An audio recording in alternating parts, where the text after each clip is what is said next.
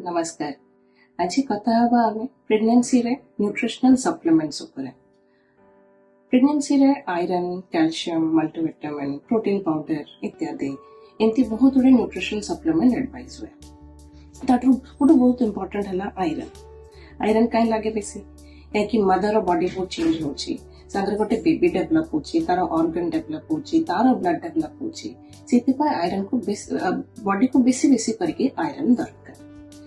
तो which is why आपन को डॉक्टर माने प्रिस्क्राइब करंती आयरन टैबलेट्स।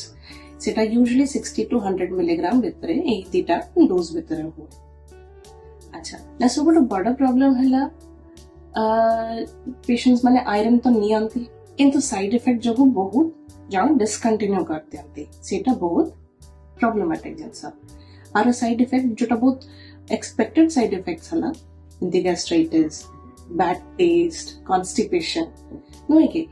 अच्छा आमे किंतु एई साइड इफेक्ट्स पाई स्टॉप करिबानी, आपे अलग सॉल्यूशंस अछि जेंती आमे ब्रांड चेंज करि परिबा, कंपाउंड चेंज करि परिबा, टैबलेट जदी टॉलरेट कर पारनांती ताले सिरप को चेंज करिबा।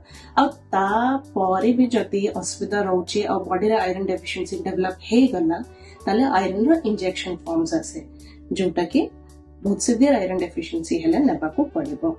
एई संगरे किंतु आमे खाइबा फूड रे भी भल करी अटेंशन देबा आ आयरन रिच फूड खाइबा।